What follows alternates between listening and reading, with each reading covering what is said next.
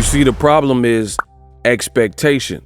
Shakur Stevenson has set such a high expectation for what to expect in his fights, and then when that's not delivered, now you're going to have a problem. What up, Fight World? It's your boy Ego, and I'm back with some more boxing. Now, Shakur Stevenson, definitely one of the talks of the town, really not for a good way, not for a good reasoning. A lot of times when fighters are being talked about, they had a sensational knockout, they won a title, whatever the case may be. But that is not the case for Shakur Stevenson. And I'm going to elaborate in this video some more of my thoughts, ego thoughts, just my thoughts. You could have been anywhere in the world, but you're here with me, and I appreciate that. So basically, Shakur Stevenson, I mean, dare I say it, he talks too much, right? This new generation, I've said this not just for Shakur Stevenson, but this young generation, I've always criticized, if you will, the getting on Twitter, the getting on TikTok, Instagram, Snapchat, whatever these kids is doing these days, and talking. Because at the end of the day, nobody really wants to hear the talk. Like, granted, you got boxing fans who, they like the drama, you know? So when boxing's full of drama like a soap opera on the curb, watching the ghetto bird helicopter, right? They like that soap opera, the young and the restless. Some people, they dig negativity.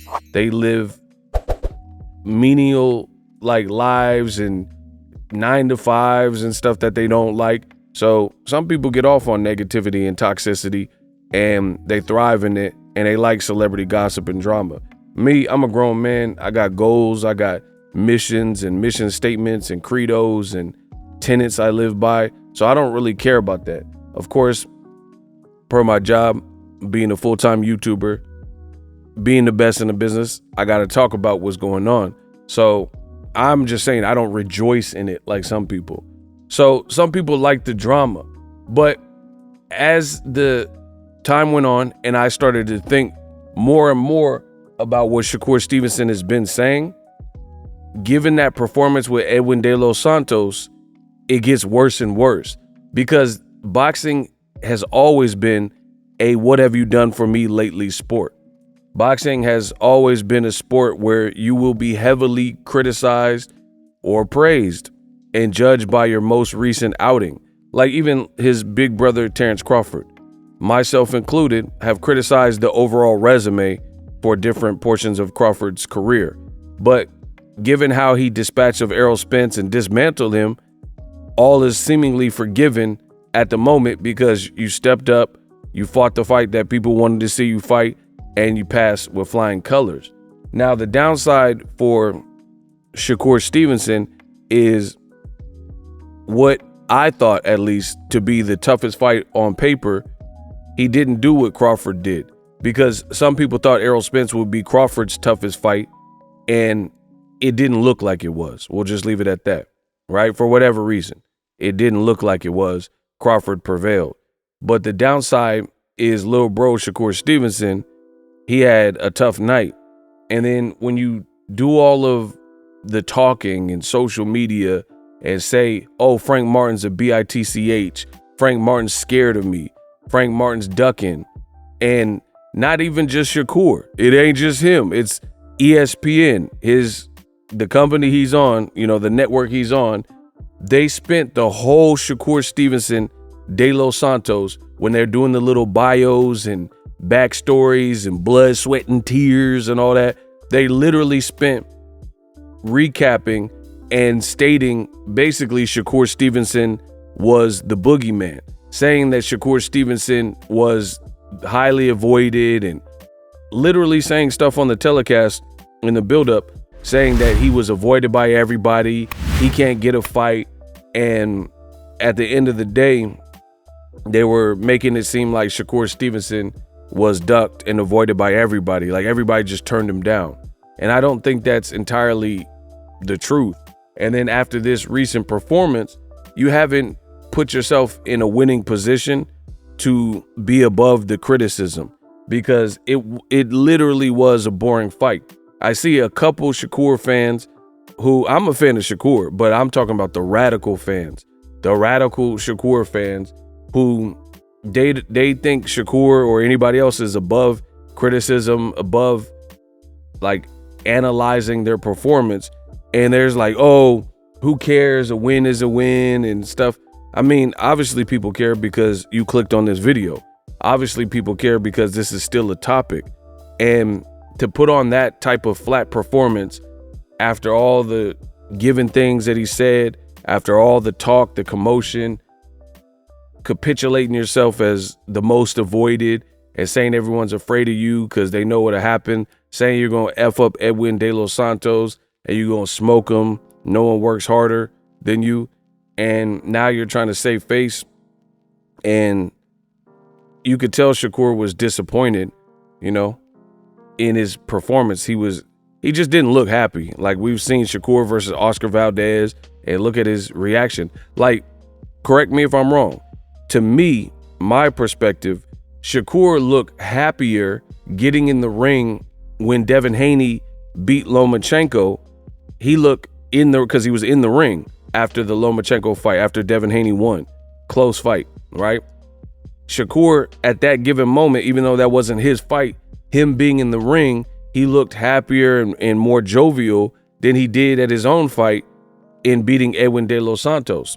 Reason being, the performance was just not a desired performance. And I think he knew that.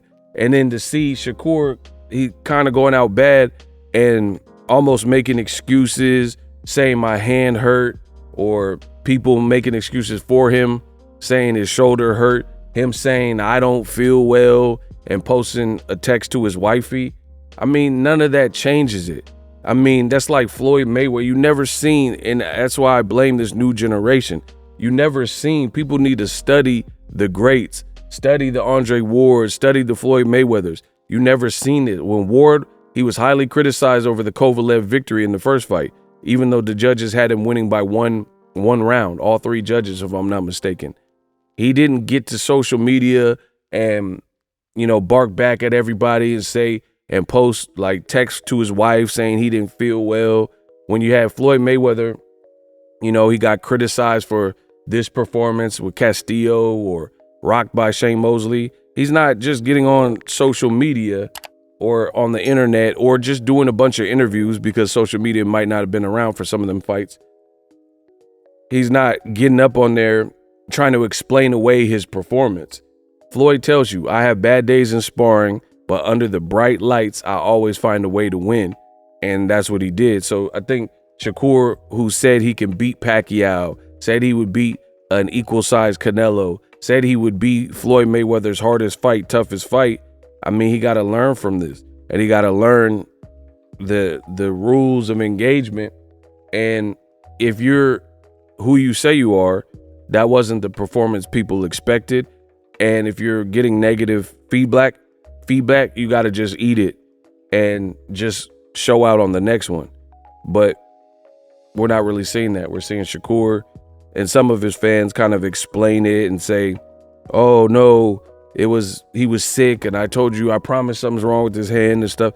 At the end of the day, people don't care. You either look good or you didn't. Drop your thoughts in the comment section. Best in the business in the mouth.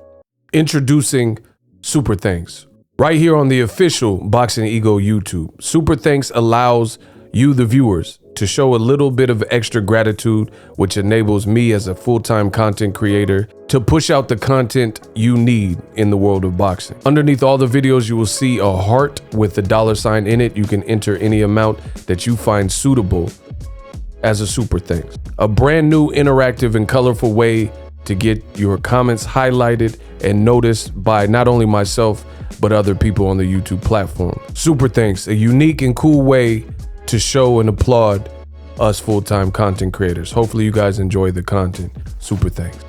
The future is now. The Hibernation 5s by Kenichi Bear. Hybrid gaming and lifestyle headphones. Out of the box, you can connect to any console or PC. Bluetooth ready with a low latency USB adapter, color RGB, and extreme bass mode. The Hibernation 5s adjust to you. Whether you need a gaming, travel, gym, or lifestyle headphones, the Hibernations got you covered. The new Hibernation 5s, link in the description. Customize the way you hear the world. Welcome. to the nation. Are you tired of your YouTube videos not getting any views? Well, consider TubeBuddy. I've used TubeBuddy for years to scale up my YouTube channel. Now we're sitting over 200,000 subscribers. TubeBuddy is a browser extension that offers a ton of built-in productivity and time-saving services to take your channel to the next level. Use my link in the description to get started with TubeBuddy and level up your channel faster. We working.